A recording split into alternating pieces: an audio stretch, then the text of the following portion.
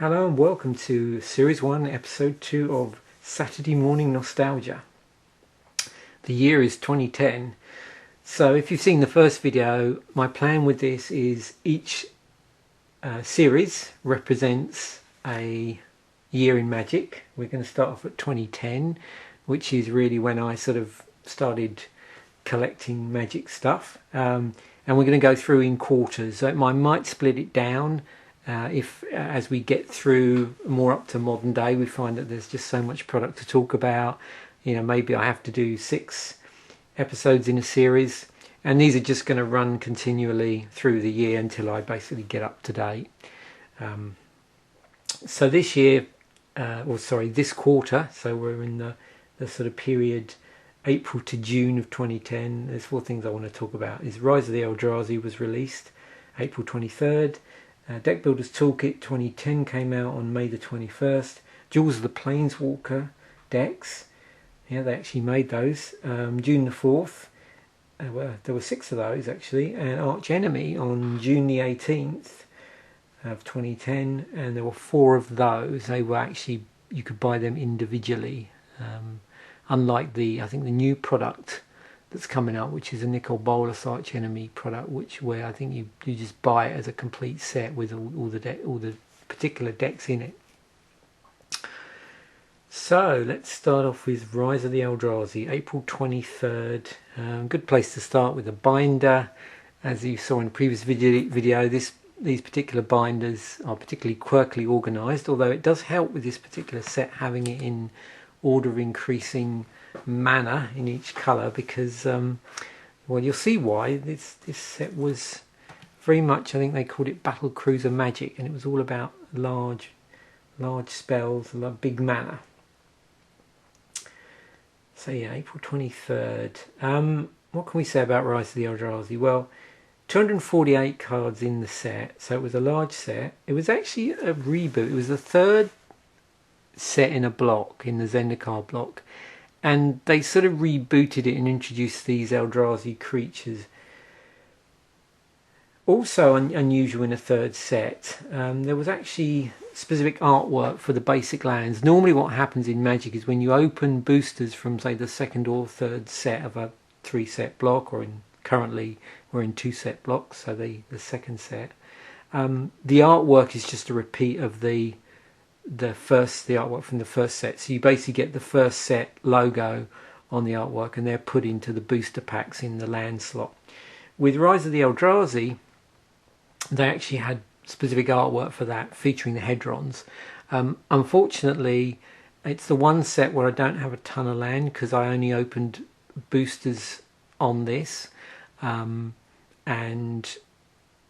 the way it sort of works out is with the Rise of the Eldrazi, the artwork was designed so if you laid it side by side in a certain order for each mana, you get like this panoramic view of a wider piece of artwork. Unfortunately, I don't have enough of a particular land type to show you the whole thing, so I'm not going to do that. But yeah, if you get a chance to get Eldrazi land, then you know, just lay them out, and you'll see there's like a wider panorama which they sort of join up to make. 100 commons, 60 uncommons, 53 rares, 15 mythics, and like I said, 20 basic lands. They came in what we would call 15 card booster packs. There are actually 16 cards in total in them, 15 magic cards, and the 16th was a sort of tips and tricks or a token card. They're also available in those little 6-card boosters. 5 intro packs were produced, each with 41 cards. The 41st was a foil. I don't have any of those, unfortunately. I didn't buy any Rise of the Eldrazi intro decks.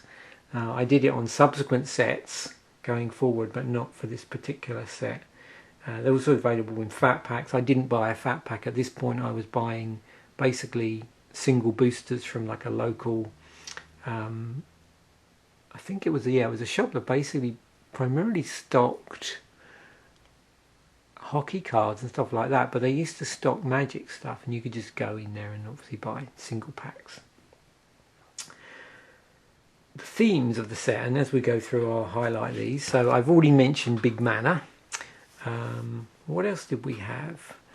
Well, you'll notice if we start off in white, there's a lot of typically white things going on here. So in any set, you're going to see cards which for each colour reflect the norms.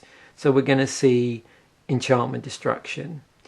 We're going to see things like smite, which basically, white's very good at dealing with aggression. It will destroy a target attacking creature or a target blocked creature. So it'll either destroy creatures at some point in the combat phase, but also there's cards like Ouse, which put target creature into its owner's library, second from the top. So the owner actually gains life from that, but it's like a tempo play where you're temporarily putting the card somewhere, and your opponent's got to replay that card again, so they've got to pay the cost again, and rather than bouncing it back to their hand, this one bounces it second from the top. Levelers were a thing in here, and I'm going to just illustrate. There's a good example of this over the next page. Let's get the Glory Seeker out. So we'll do it with Knights of Cliffhaven, another leveler. So with Knights of Cliffhaven, when it comes into play, if you pay 1 and a white like you do for a Glory Seeker, and it's a 2/2 like a Glory Seeker, no abilities, there's a level up cost here of 3, and if you pay 3, you put a level counter on it, and based on how many level counters there are, you get to enhance the card. So if you've got 1 to 3 level counters, you've got 2/3 with flying. If you manage to get 4 level counters on it, so you're managing to sink that much of your mana into it, then you get a 4/4 with flying and vigilance, which anybody that plays Magic will recognise. That's Seer Angel, basically. So that's what was happening with levelers. You cast them for a certain cost, and then over the course of the game you could sink mana into it. There was a level up cost. And the other thing about level up, and this was particularly good with creatures which had a small level up cost, is you could invest mana in more than once. There's no restriction on here. It's not like with a Planeswalker where you can only choose one of the abilities per turn and basically mess with the loyalty counters. With this, if for instance you happen to have 6 mana of any colour at your disposal, you could basically put 2 level counters on here. So there's no restriction there. So what else have we got here? Oh yeah, there was a cycle of invokers. So let me just get these out. I've got to hand here. So white, blue, black, red, green invoker. The white one was 2 and a white to cast, had flying, and for 8 you could tap all creatures target player controls. That was a 2/1. There's Frostwind Invoker in blue, 4 and a blue, 3/3 flying. This one, it's 8 casting, 8 cost ability activation. Creatures you control gain flying until end of turn. There's a black one, and for its ability cost, what was that? Target player loses 3 life and you gain 3 life. Lava Fume. Creatures you control get +3/+0 until end of turn. And the Wild Heart Invoker, 2 and 2 green. Target creature gets +5/+5 and gains trample until end of turn as its 8 cost activation. So you can see they all had slightly different casting costs. So Dawnglare, the Bloodright, and the Lava Fume who had a CMC of 3, and then Wildheart was 4, and then the Frostwind was 5. Now we've seen invokers before. I think it was, am I right if it was Torment?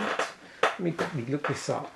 So there was a cycle of invokers in another Magic the Gathering set, which was Legions. Sorry, it's Legions. Here we go. Just I don't know how easy this is to see on camera. You can see again there's one in each colour in Legions: white, blue.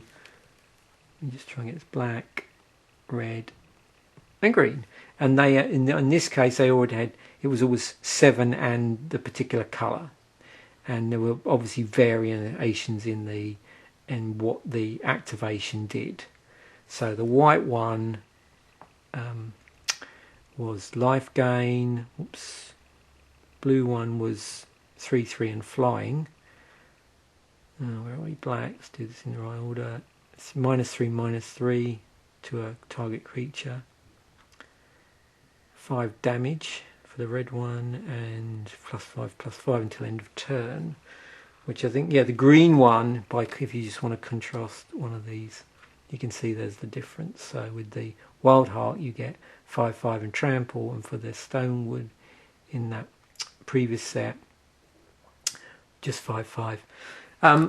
Some of these were also reprinted in 10th edition, I think, the original ones from the Legion set. So let's just moving swiftly on here. What else here? Defender was a theme in here. It was also a case of auras mattered, and also the auras were a totem armor. And with totem armor, if enchanted creature would be destroyed, instead remove all damage from it and destroy this aura. And the actual armor itself, the totem armor, this enchantment aura, obviously gave certain abilities to whatever it was attached to. So here the Mammoth Umbra is +3/+3, and it has vigilance. There's of course soldiers were a thing. There was still a tribal element in here. If you remember, there was a tribal element in Zendikar, so that's something that bridged over. We can see we got some levelers in blue. Rebound was also something that came up. If you cast a spell from your hand, exile it as it resolves. At the beginning of your next end step, you may cast this card from exile without paying its mana cost. Also, you've got flying in blue, another Umbra, another leveler. We've got some lockdown, narcolepsy, card draw, another defender card.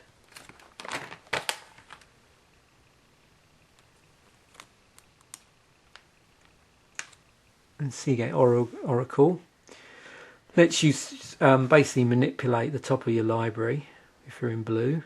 So you look at the top 2 cards, put one of them into your hand and the other on the bottom of your library. So a nice combination there on a creature.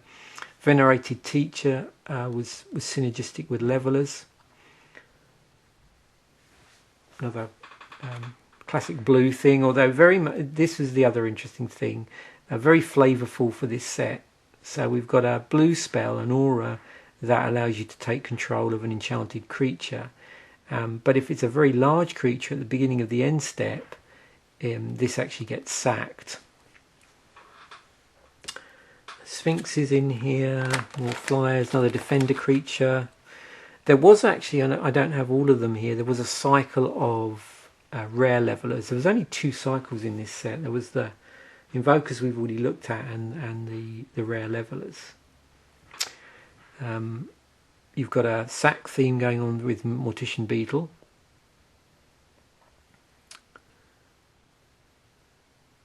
There's some life gain shenanigans going on in black as well.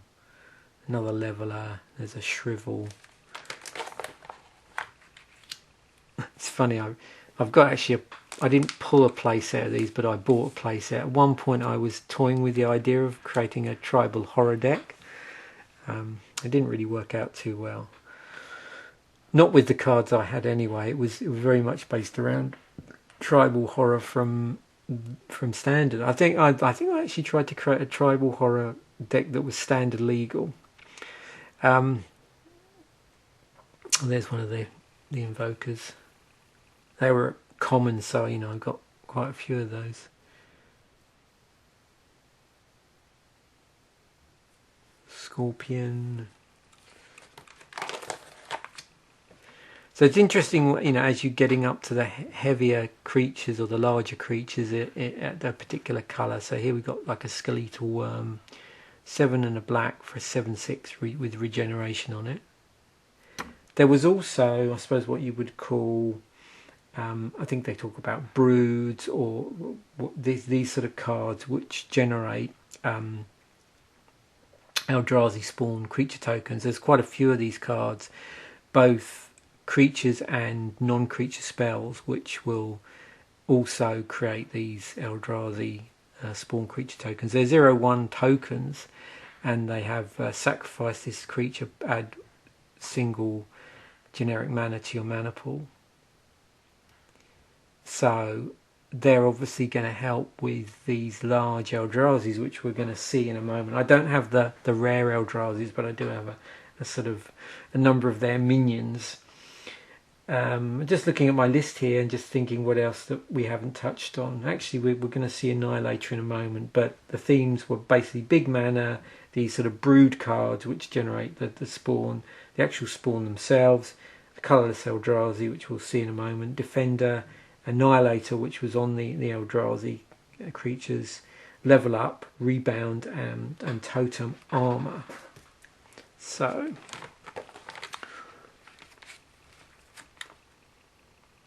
got here Forked Bolt, Flame Slash, Gobsyn Arsonist. You can see there was several reprints as well, and there's it's well worth, I think, if you get a chance, listening to Mark Rosewater's podcast, particularly the 2010 year, and also the one that focuses on Rise of the Eldrazi. It goes through a lot of things about, you know, when you're implementing something like Battlecruiser Magic, as this was fondly called, you don't want, you know, in a limited environment, you don't necessarily want to encourage fast decks that are going to kill very quickly. If you're also trying to encourage people to build decks that play out, build their mana, because while someone's building their mana, if they're dead on turn 3, it sort of ruins the set. And what was interesting about drafting this set was that it was so different from a lot of other draft environments that a lot of people found it quite difficult. But what was nice was because of the way they designed the set, there was a lot of interesting archetypes that played out in here, and it played in a certain way that wasn't always a way that other draft formats played. When you it's a complete antithesis of, say, Zendikar. Zendikar was super fast. If anybody's played that, it can be actually frustratingly fast. Whereas this, the games could go a lot longer. Certain cards seem to target lower cost creatures so that you don't get killed very quickly before you've actually managed to play your big battle cruisers. And you know, you've got things like Heat Ray. You know, they're very careful to print X and colour, particularly red burn spells at anything other. You know, particularly at there's problems printing these at common, and you can see with this one it just targets a creature. Imagine if this could target a player, particularly in a format where it's easier to generate mana through the various mechanisms that are there to basically allow you to play big creatures, and you know, you could then do burn straight to someone's face, and that would basically be it. So very much cards like Heat Ray specifically targeting creatures. At least the person gets to play their big creature before you burn it. More Defender. Splinter Twin was in here. They're interesting cards. Enchantment, you attach it to a creature, and if you tap the creature, it will spit out a copy of itself, which is good until the beginning of the next end step, and it has haste on it as well. So you could, you know, sort of really abuse this card with certain creatures. More Defender. We've got Vent Sentinel. There's an interesting, I think, Vent Sentinel deck you can build in the limited environment. World at War, that added an extra combat phase and an extra main phase, and had rebound on it. So again, it would rebound, and you could cast that for free from exile without paying its mana cost.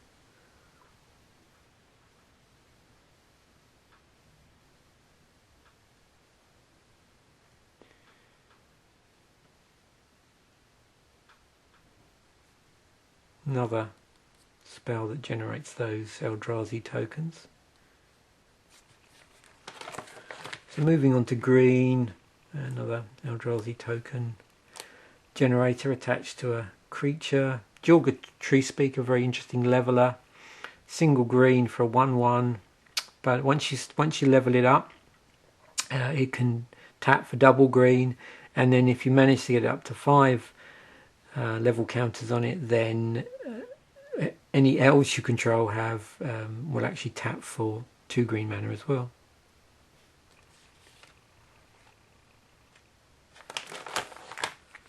Another Umbra there. Basic land, and also strapped to this.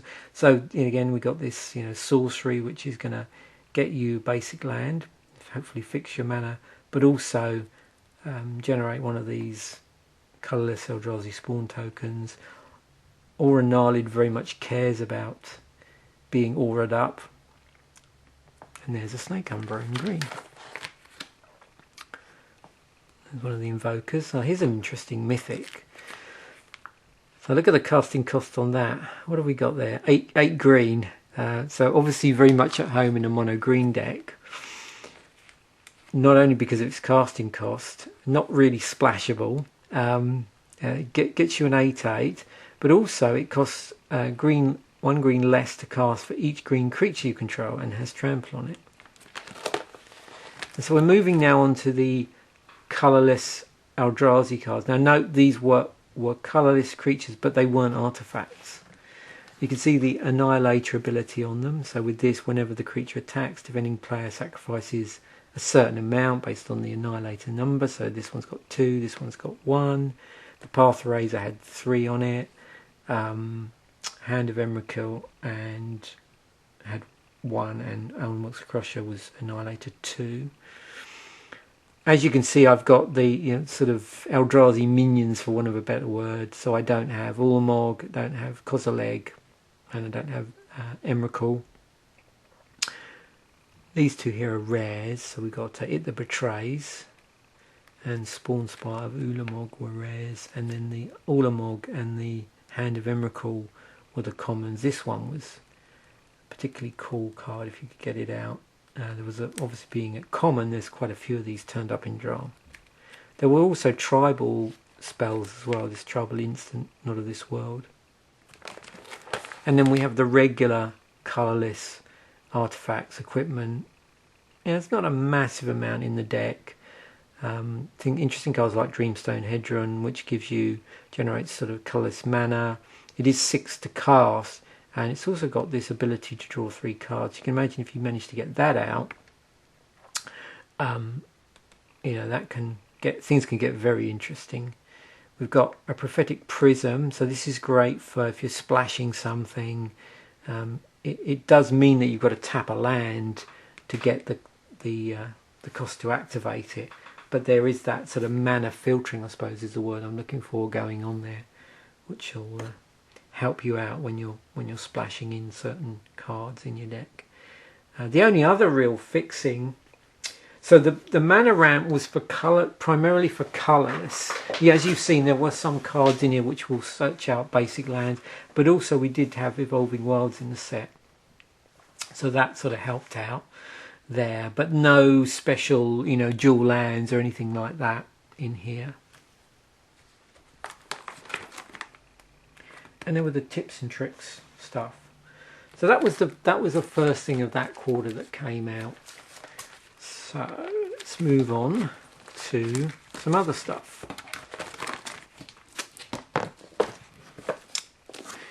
So this was the first year that they did the Deck Builders Toolkit. This particular one, this is the box that it came in. This has long been since broken down. So there's not that much I can really show you. I did do an unboxing for this. In fact, I did 2. I did one when it originally came out, and then I picked up one at Walmart about a year or so later, and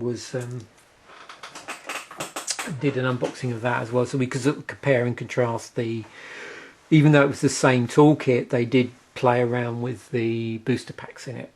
So just very quickly, these were US 1999 when they came out, probably about 24, 25 in Nova Scotia. It had 100 basic lands in it, 20 of each mana. There was no dual lands in this particular toolkit like there is now. 85 what they call fixed cards. So these were 8 uncommons and 7 commons in the various colours, which sort of represented very typical functionality for each colour. I suppose you could call them, cheap staples. Essentially, that's what they are. Also, there were 4 groups of 10 cards, and those 4 groups of 10 cards were drawn from 11 possible different archetypes. The groups of 10 each consisted of 6 commons and 4 uncommons. Actually, one thing to note now with the newer toolkits, with the fixed 85, in those 85 they also include now rares in addition to the commons and uncommons within that 85. So they've obviously swapped out. They give you a rare instead, I think, of one of the commons. But for the 4 of 11, that's not really changed. Only the archetypes that they pull from changes from each iteration of these toolkits. So if you pick up now an Amonkhet one, you're going to get a different set of archetypes. And obviously the fixed cheap staples are going to be slightly different. There's 4 terramorphic expanses in this. They always include some sort of fetches, cheap fetches in these. And there's 4 15-card boosters. When I went back and looked at my video, I noticed that I opened Conflux, M10, Zendikar and World Wake. So even though this came out just after Rise of the Eldrazi, there wasn't a Rise of the Eldrazi in it. I think the later one I opened did have Rise of the Eldrazi, but I didn't look at that video, so I'm not sure. But I know it had a different set of boosters. The archetypes, the 11 archetypes that you potentially draw that 4 of from were elves, blue-white flyers, blue control, red burn, white weenie, mana ramp, vampires, black-red destruction, red-green aggro, green-white auras, and Eldrazi. So that's what I really need to say about that. Okay, the other thing that came out. So those came out May 21st. On June the 4th, we had actually a couple of things come out. June the 4th, they released this. So I don't even know if I ever unboxed these on camera. And I did something strange with this, which makes me think I didn't, in case I needed to go back. This was a Duels of the Planeswalker paper deck. So when Duels of the Planeswalker came out that year, they decided to release 6 decks to complement the product. So Duels of the Planeswalker was an electronic product, and they released 6 paper decks to sort of tie in with the product. They were loosely based around 6 of the Planeswalker decks that were in the thing. Now, when I say Planeswalker decks, the decks represented a certain character, there wasn't a Planeswalker in the actual decks, and the same is true of the paper versions. So there were 6. There was a red Chandra's deck, Hands of Flame. There was a green Garrett's deck, Teeth of the Predator. A blue Jace's deck, Thoughts of the Wind. This deck, which is Nissa's deck, which is actually black-green, and it's Ears of the Elves. And then there was a black deck, Eyes of Shadows. I think, yep, that was it, Eyes of Shadows, which was Liliana's deck. The interesting thing that I did with this, and we'll have a look at this, I actually isolated the booster that came with it. It came with a single booster. So we'll have a look at what I pulled in there. You can see we've got a nice shiny lead foil on this. This was a 60 card deck actually, so it wasn't a 41 card like you get with intro packs. So we had, just quickly going through this deck so you can get a feel. I'm not going to do a complete analysis. Immaculate Magistrate was a rare, Gaia's Herald, Talara's Battalion, Elvish Champion, and then we're moving on to our uncommons. So you can see this is definitely Elf Tribal. At uncommon we've got things like Elf Riders, there's a coat of arms in here. Imperious Perfect was in here, cares about elves. So you can see where it's going with this. Elves, elves, and more elves. Oh, a Worm's Tooth, quickly get that out of the way. Elvish Eulogist, I think that is. There's a few of those. Gain 1 life for each elf card in your graveyard. Some Elvish Visionaries, Warriors. This Alana Huntmaster. Another cares about elves. There's Elf with Death Touch. There was obviously some black cards in here. A lot of the reason why black was in here was for removal reasons, but there are a few black elves as well that it could pull from. Natural Eye, yeah, there's Eyeblight's Ending, which is a tribal instant elf spell. Destroy target non-elf creature. Essence Drain in here. And then the mana base was pretty simple. It's just basically swamps and forests. Although the artwork is pretty cool in here. They did a good, nice artwork there. Quickly flicking through. I think actually it's core set artwork basically. Probably from M10. The booster was from M10, so that had Silvercoat Lion in it, Coral Merfolk, Tendrils, Lightning Bolt. Lightning Bolt was a thing in M10. There is an elf in here, Llanowar Elf, Burst of Speed, Runeclaw Bear, Lifelink, Zombie Goliath, Horn Turtle Goblin, Rise from the Grave, Stone Giant. Open the Vaults was our rare 4 and 2 whites, sorcery, return all artifacts and enchantment cards from all graveyards to the battlefield under their owner's control. Auras with nothing to enchant remain in the graveyards, forest and a beast token. So there you have it. That was a Duels of the Planeswalker deck. I don't know actually how long they carried that on for. I know obviously they did it for the Duels of the Planeswalker 2010. I've not seen any others, but that's not to say they aren't out there. Okay, I've sort of saved the best till last. I'm hoping to do a later unboxing for the one that I've not yet unboxed. So what is this? This is Archenemy. And these are all actually unplayed. I stumbled across these. I wasn't that familiar with the Archenemy product when it came out, and I think what happened was I was at a comic store and they had, I think it was Trample Civilization Underfoot on the shelf at some reduced cost. These decks, by the way, were $19.99 each, and they came with a deck and then what were called scheme cards. So the idea behind Archenemy is it's a one-to-many format, 1 versus many. Somebody plays the Archenemy and uses the Archenemy deck and these scheme cards with the particular deck they came from. These are the scheme cards from the Bring About the Undead Apocalypse, so I'll look at that mainly. And what they do is they give you an unfair advantage because obviously you're going up against multiple players. The players you go against basically use their own decks, whatever they might be. Now, in the insert that comes with this, each of the decks are actually outlined in the insert. So you can see there's Assemble the Doomsday Machine, Bring About the Undead Apocalypse, Scorch the World with Dragonfire, and Trample Civilization Underfoot. So let's look at this fella.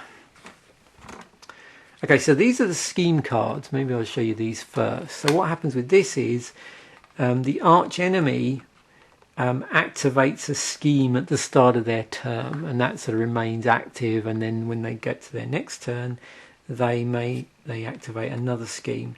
There's certain things within the scheme which might affect that, but generally the whole point with these is they do stuff and they're very much biased towards the person playing the Archenemy.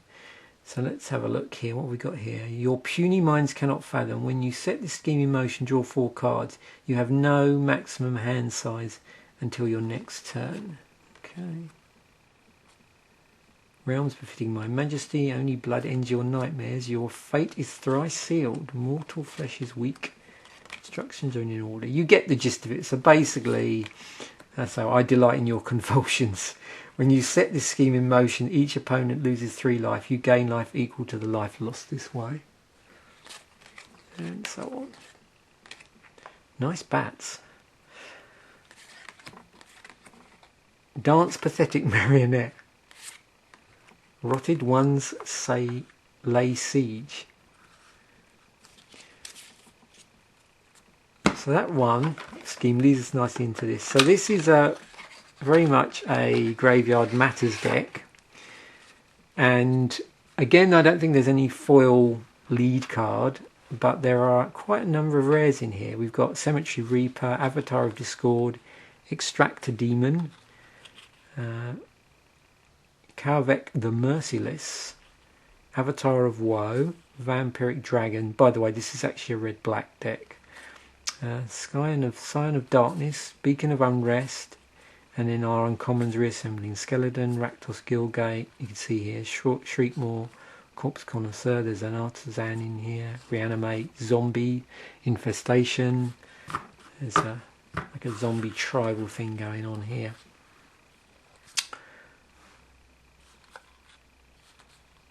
You can see we've got some red stuff to deal, like Burn. We've got some. There's a bit of Cascade. Some Unearth, some Black Mana Generation. There's a Terminate in here, cool. Sign in Blood, and then we've got some Signets, some tap dual lands. You can see also the mana symbol on here is specific to Archenemy. I don't know if you noticed, but the deck I previously looked at, the Jewels of the Planeswalker, also the mana symbol was specific to Jewels of the Planeswalker. Lovely artwork in these particular decks, actually. Very appropriate for the deck they belong in. So the thing you'll notice with this, when we start to look at some of the other ones quickly, a lot of this stuff obviously was a nod to, because it was a nod to multiplayer, would have been at home in, at the time, what was called EDH and then became Commander. So the green deck, I think this was the first one I bought, and then the other two I picked up at another game store that happened to have some decks that the distributor was trying to get rid of. So Feral Hydrath, Thelonite Hermit, Forgotten Ancient, Verdolith the Ancient, Camel Fist of Crozer, Maloma Maro Sorcerer. There's some stuff here from 10th, which I think was also reprinted from an earlier set. Primal Command, Watch Wolf. I think also there were cards in here that were previews for a future set as well. I think for M11 there was some stuff in here that hadn't been released yet. I think one deck, each deck contained one card. There's a Path to Exile here. Wax and Wane. So these cards are being pulled from all over Magic's history, because of course this doesn't have to be standard legal. Fertilid, Sheening of Life's Roar, Power Recluse, Crozen, Rancor. I think this deck was actually, I'm just going to check, yeah, this was green-white. What's interesting about this deck, you can see there's some aura stuff going on, Armadillo Cloaks, Oblivion Rings. But there were some interesting non-basic lands in here. We've got Mosswort Bridge, Antuco Monastery, Llanowar Reborn, Crozen Verge, Greyfelt Refuge. In fact, of all the decks, it's got the most amount of non-basic lands. And then some lovely like plains and forest artwork.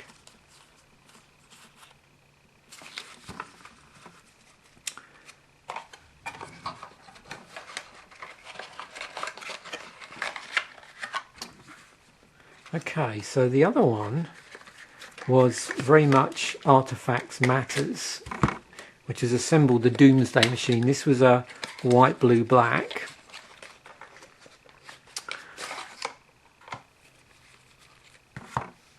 So Lodestone Golem, Leonin Abunus, I think that is. Master Transmuter, Duplicate, Magister Sphinx, Memnarch, Sundering Titan. You get the thing. Synod. You can see lots of really good artifact utility in here. You know, again, very EDH friendly in terms of You know, I suspect a lot of these were broken up for EDH cards. There's some border posts in here, Terramorphic Expanse. Obviously there's stuff in here that needs to fix for the 3 colour land mana base. Interesting islands, actually. Not too sure where they are from. Again, there would have been a card in here from the future. Actually, yeah, M11 would have been the core set that was imminent to drop. So that was Archenemy. Now the one final thing which I didn't show you was a 4th deck, which actually I haven't opened yet. So I'm going to do a video where I open this, and so I'm looking forward to doing that. Anyway, I hope you enjoyed this episode of Sunday Morning Nostalgia. The year is 2010 and we covered April to June 2010. Thanks for watching. Bye for now.